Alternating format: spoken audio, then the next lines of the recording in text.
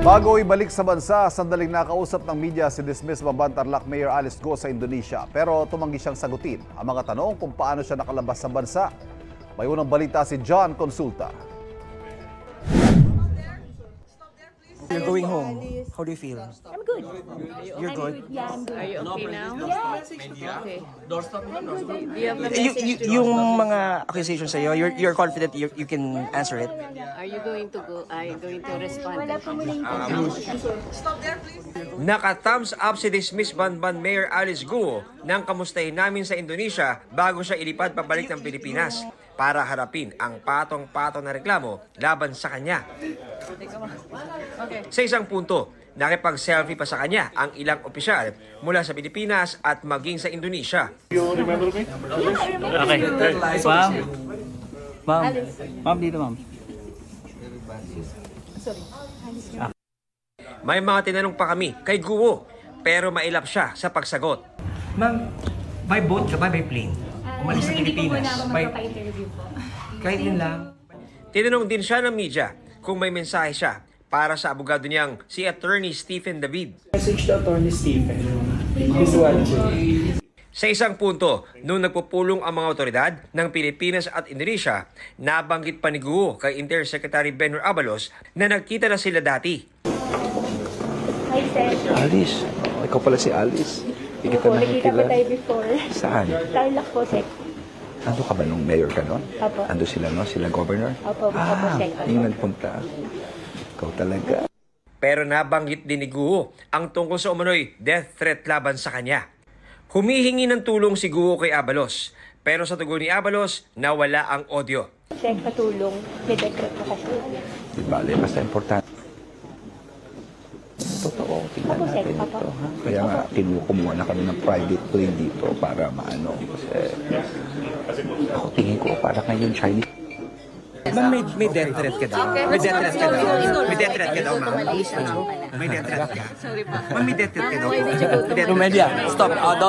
Yung media, don't stare. Isa si Abalos sa mahigit 10 sumundo kay Guo mula sa Pilipinas, kasama si PNP Chief Romel Barbil at ang parehong team ng DOJ na sumundo kina Sheila Guo at Cassandra Ong at tumutok din sa paghahanap kay Alice Guo, katuwang ang kanilang Indonesian counterparts. We have process. The process first for like Sheila and Cassandra. Yes. We are trying to coordinate with the Indonesian police to fast track the documents. We just waiting from the police. Ayon sa BI, tukoy na ang mga personalidad na tumulong umano kay Guo para makapagtago sa Indonesia. Ilang beses nilang nagpalipat-lipat ng pinagtataguan si Guo. Sa mga litratong ito nakuha sa iba-ibang lugar sa Indonesia, makikita siyang may kasamang lalaki at maiksi na ang buhok. Bago naman siya naaresto sa townhouse na ito sa Tangerang City sa Indonesia. Based dun sa information na binato sa akin ng ating informant, sinasabi na takot din daw siya, sinasabi niya sa Chinese mafia.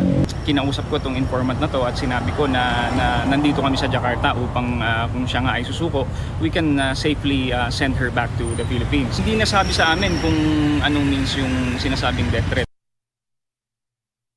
Pagbalik ni Guo sa Pilipinas, patong-patong ang kakaharapin niyang reklamo. Qualified human trafficking dahil sa pagkakaugnay sa Pogo sa Bamban Tarlac. Tax evasion dahil sa hindi raw pagbabayad ng 500,000 pesos na buwis sa pagbenta ng shares ng Baofu Land. At money laundering na may kinalaman sa mga Pogo sa Bamban at Porac, Pampanga. May petition din para kansilahin ang kanyang birth certificate, freeze order sa kanyang bank accounts at ari-arian at co-warranto petition para ipawalang bisa ang kanyang proklamasyon bilang alkalde. Inaprobahan din ang rekomendasyon ng Common Law Department na imbestigahan si Guo para sa umano'y material misrepresentation dahil sa pagsisinungaling umano sa Certificate of Candidacy noong tumakbo siya bilang mayor noong 2022 elections. At nauna na ring na-dismiss si Guo bilang alkalde dahil sa grave misconduct hinggil sa pagpapahintulot sa operasyon ng Pogo sa Bamban. Naglabas ang Tarlac RTC Branch 109 ng warrant of arrest laban kay Guo. Kaugnay yan ng reklamong paglabag sa Anti-Graft and Corrupt Practices Act dahil sa paggamit umano sa kanyang pwesto para paboran ang Baofu sa Bamban. 180,000 pesos ang itinakdang piyansa. Mula rito sa Indonesia, ito ang unang balita. John Consulta para sa GMA Integrated News.